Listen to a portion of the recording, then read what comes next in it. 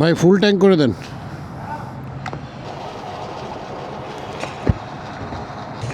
মোট 13.28 লিটার তেল ঢুকছে 1620 টাকার। আর এই যে হচ্ছে সে ড্রাইভের অকটেন বুস্টার, যেটার নাম দিয়েছে তারা অকটেন এডিটিভ। আর এখন এটাকে আমি আমার ট্যাঙ্কির মধ্যে ঢেলে দিব, একদম ফুল ট্যাঙ্কি। No, got no plans tonight, plans tonight. And it ain't too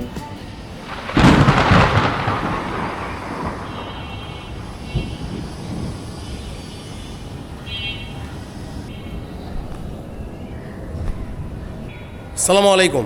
আজকে হচ্ছে শনিবার, আর আমার আজকে আরও অনেকক্ষণ আগেই বাসা থেকে বের হওয়ার কথা ছিল, কিন্তু বাসা থেকে বের হতে পারি নাই। কেন? বৃষ্টি হচ্ছে, এখনও গুড়ি গুড়ি বৃষ্টি হচ্ছে। কিন্তু এখন আর বাসায় বসে থাকার পরিস্থিতি নাই, কারণ আজকে যদি বের না হইতে পারি তাহলে আবার পুরো এক সপ্তাহের জন্য আটকে যাব। আজকে কোথায় যাব? আজকে অবশ্যই মিরপুরে যাব। তবে মিরপুরে যাওয়ার পথে আজকে কিছু কাজ আছে। কাজটা হচ্ছে, লাস্ট ভিডিওতে দেখছেন যে মিউটিনির একটা ফুল সার্ভিস আমরা কমপ্লিট করছি, যেটার মেইন ইস্যুই ছিল মাইলেজ প্রবলেম। তাই আজকে অবশ্যই ফুয়েল লোড করব, এবং ফুয়েল লোড করার পরে তার সাথে কিছু ফুয়েল এডিটিভও যোগ করব। মার্কেটে অনেক ধরনের ফুয়েল এডিটিভ অ্যাভেলেবল আছে, যেমন লিকোমুলিয়া হতে পারে বা গ্ল্যাডিয়েটর হতে পারে। আমি লিকোমুলি আগে কোনো দিন ব্যবহার করি নাই, বাট এটার অনেক ভালো ভালো রিভিউ শুনছি। তাছাড়া ব্লু কেম নামে নতুন আরও একটা এডিটিভও মার্কেটে আসছে, যে কারণে আজকে মোটরটোতে যাবো। আর মোটরটোতে যেয়ে দেখবো তাদের কাছে কোনটা কোনটা অ্যাভেলেবল আছে আর কোনটার পারফরমেন্স কেমন। কারণ মোটরটোতে তারা যেহেতু 2-3 রকমের এডিটিভ সেল করে, সো যেটার চাহিদা বেশি কাস্টমারদের, অবশ্যই সেটাই ভালো থাকবে। আর এখন আমার এই ডিব্বার ভিতরে সব কিছু ঢুকাই ফেলবো। দেখেন এটার ভিতরে কত কিছু রাখছি।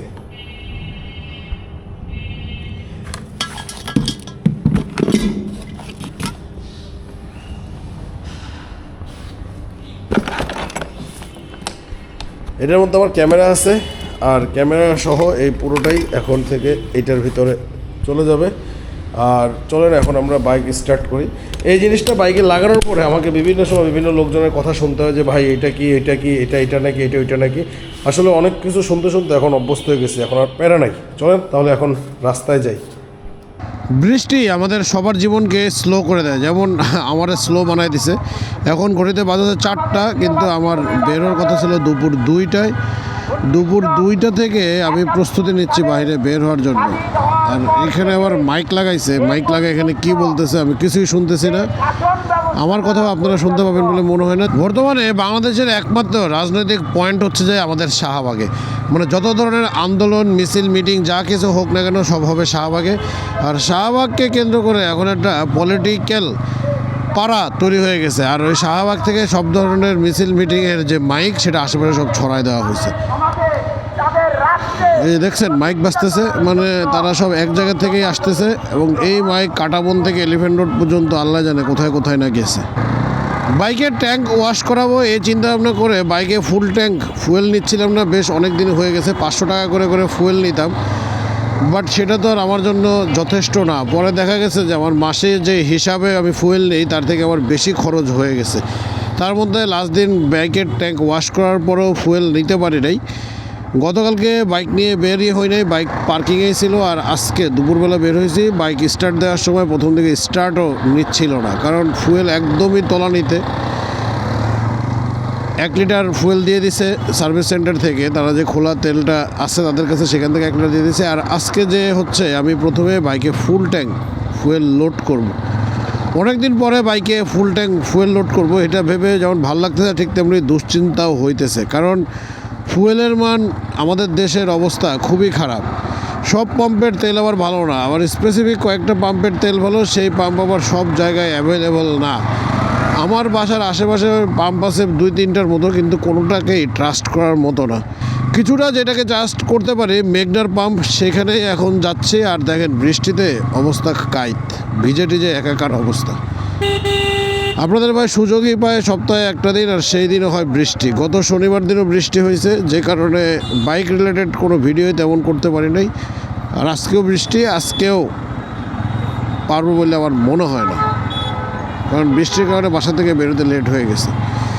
একটা ভালো ফুয়েল পাম্প আপনার বাইকের জন্য অত্যন্ত অপরিহার্য একটা জিনিস। আর ভালো ফুয়েল পাম্প আপনি কীভাবে বুঝবেন?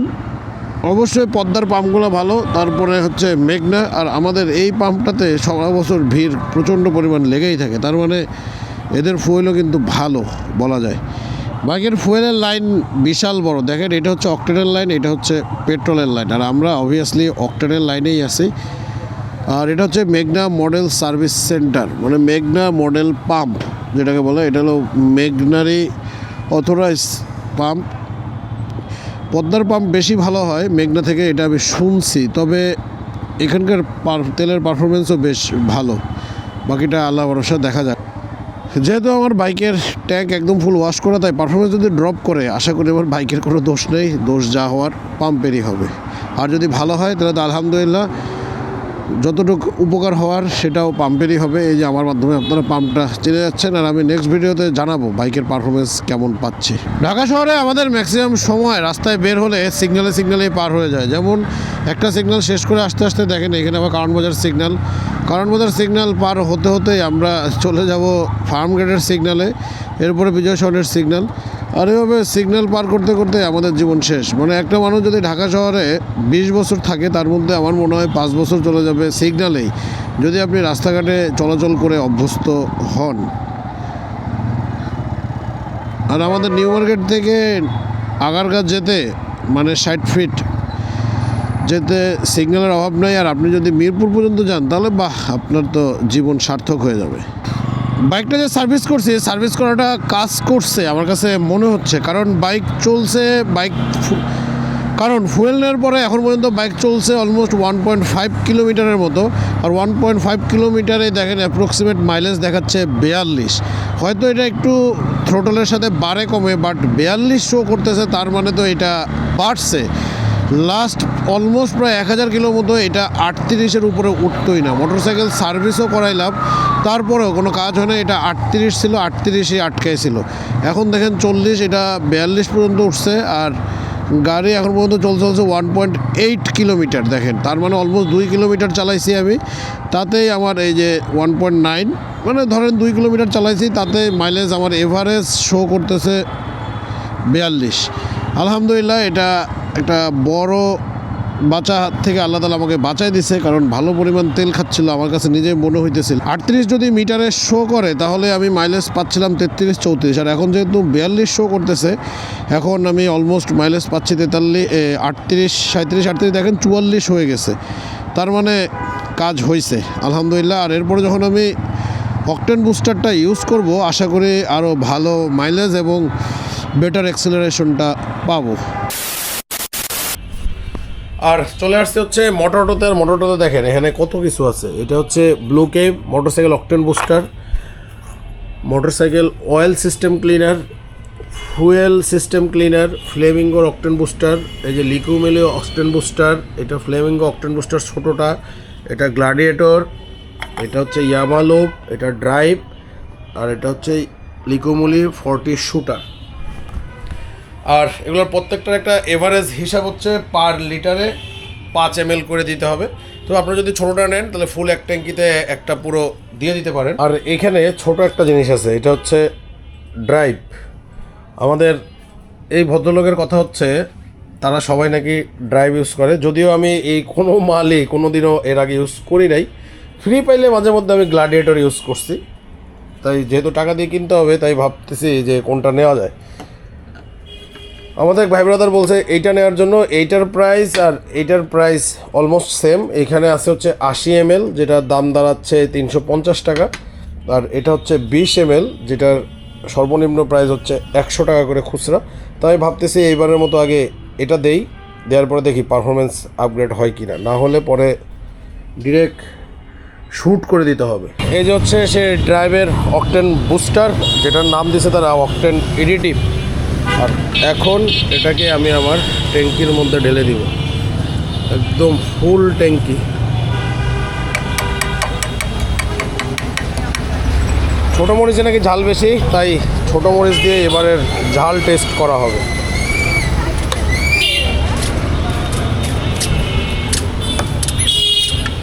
Two 2,000 years later.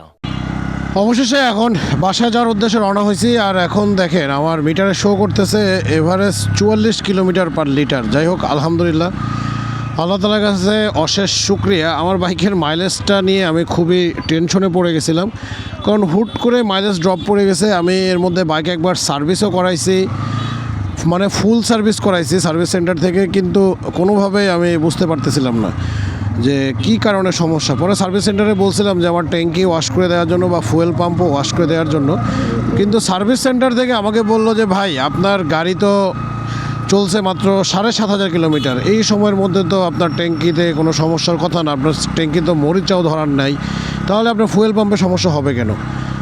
যাই হোক, পরবর্তীতে আমি অদিতি অটোতে যে রাব্বি ভাইয়ের মাধ্যমে কাজটা শেষ করছি। সেদিন রাতে অলমোস্ট রাত 3:30 বেজে গেছিলো, লাস্ট ভিডিওতে দেখছেন। এবং অদিতি অটোকে একটা স্পেশাল থ্যাঙ্কস দিতেই হয় মনের অন্তঃস্থল থেকে, যে আমার এই প্রবলেমটা সুন্দর মতো সলভ করে দেওয়ার জন্য।